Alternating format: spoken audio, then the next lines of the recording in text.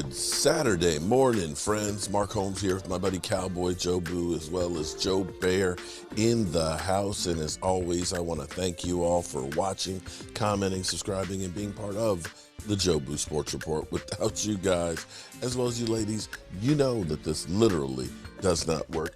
Let's get open for business here and let's wake up the football guys here Saturday morning. This is the 4th of July weekend. It's already the 2nd of July. And as you look down there, we are 68 days, 12 hours, 8 minutes, and 17 seconds away from kickoff of the 2022 season. And I'll throw in there, we are 71 days, 12 hours, 8 minutes away from the Cowboys kicking off against the Tampa Bay Buccaneers. And my phone is kind of going crazy here this morning. What the hell? I don't know what. It's just kind of like going crazy this morning. Don't know what it is, but hey, it is what it is. Oh, somebody at my front door. Okay. All right, somebody was at my front door. I'll have to go up and check it in a few minutes.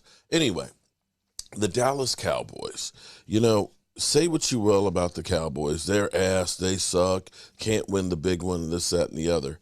The biggest thing that the Cowboys need to take care of, let's hope they take care of, because penalties are game killers. Penalties are drive killers for your offense. Penalties will destroy you. And for us to have 14 penalties in a playoff game, sometimes the penalties are just too much to overcome. The Cowboys are going to have to be more disciplined to get over that and stop having. Now, some of that is the Cowboys.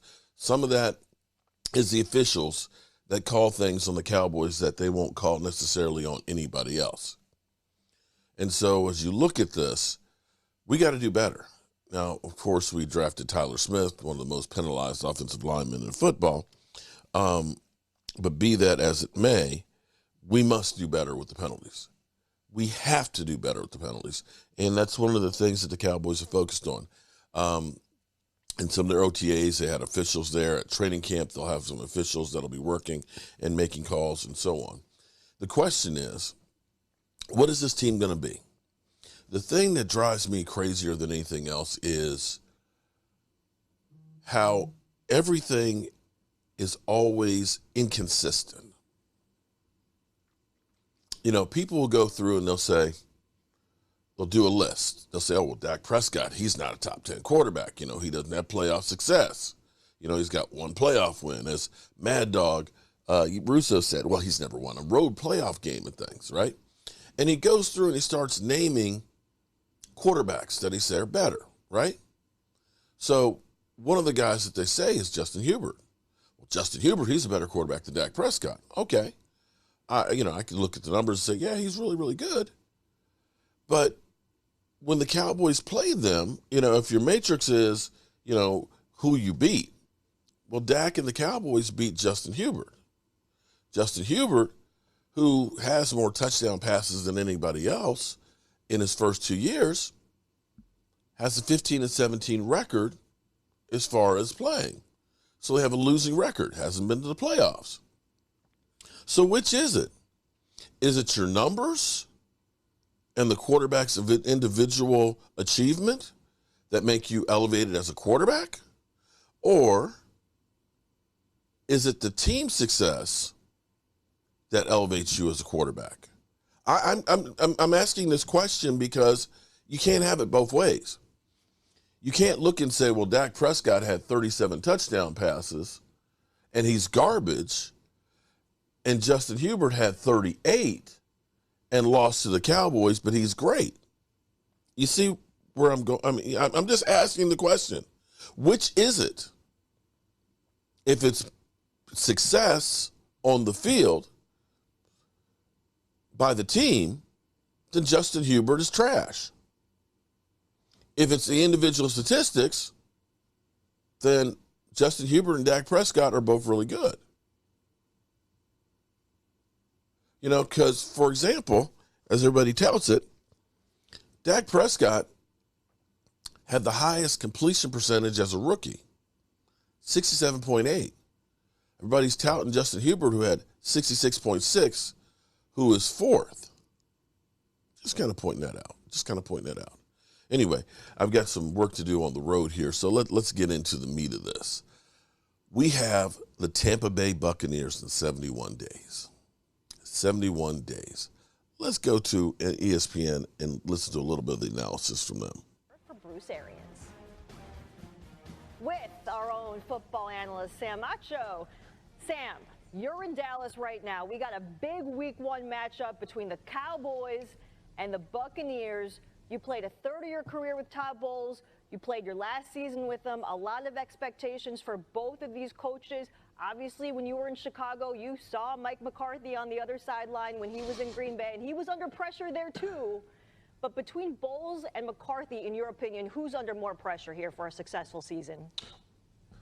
Mike McCarthy's under more pressure, but it's not as far apart as people think. Todd Bowles, as a head coach, is 26 and 67, but we also have to understand he didn't have a quarterback with the New York Jets. Well, now he does. Now he has Tom Brady, and so he has pressure. But Mike McCarthy has the most pressure. Why? Because the Cowboys were the most penalized team in the NFL last season. And in their playoff loss, they had 14 penalties, especially in the fourth quarter. It seemed like the defense was giving the game away. And so for me, with Mike McCarthy having such talented offense, the #1 offense in the league, a top 10 defense, you were definitely under the most pressure. All right. Bowles went 26 and 67 in 5 years as a head coach with the Jets and Dolphins. And I should mention here, the Cowboys ranked 3rd in yards per play on offense last season. Let's talk McCarthy's staff, though. Dan Quinn, obviously helping make this Cowboys defense a turnover machine, but they did lose Randy Gregory to Denver in the offseason. Now it's up to their 2-star defenders, Micah Parsons, Trayvon Diggs, to take that defense to the next level. How do you see that happening? Well, the Randy Gregory loss is huge. Number one, because Micah Parsons wasn't always rushing the quarterback. Yes, he had 13 sacks last year and was a defensive rookie of the year, but oftentimes he was dropping into coverage. Why? Because you could have DeMarcus Lawrence and Randy Gregory getting after the quarterback. Well, now Randy Gregory is in Denver, and so hopefully DeMarcus Lawrence will be rushing more, and hopefully Micah Parsons will be rushing more. And so those two guys need to continue to get after the quarterback. Now, mind you, this is going to be Dan Quinn's second year. The defense took a huge jump, one of the worst defenses 2 years ago to one of the top 10 defenses last year. They're going to get better. And now to Trayvon Diggs, we talk about him. He had so many interceptions last year, but he also gave up the most yards in coverage. I would tell Trayvon, keep on being aggressive.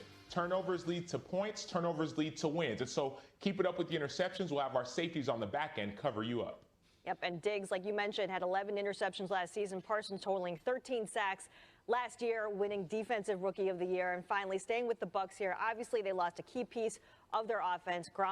Rob Gronkowski announcing his retirement from the league. I was with the Pats for that first one. We'll see if this one sticks. But how big of a hole does this now create, do you think, for Brady and for the offense down in Tampa? A huge void, especially in the red zone.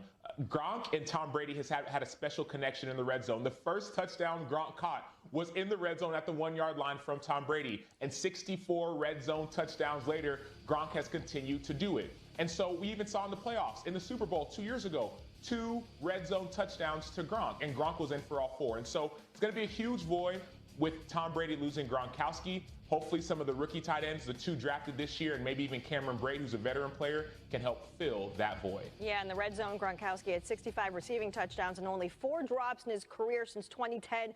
Brady loves himself some Gronky, as he calls him, and we love ourselves some Macho. Thank you, Sam.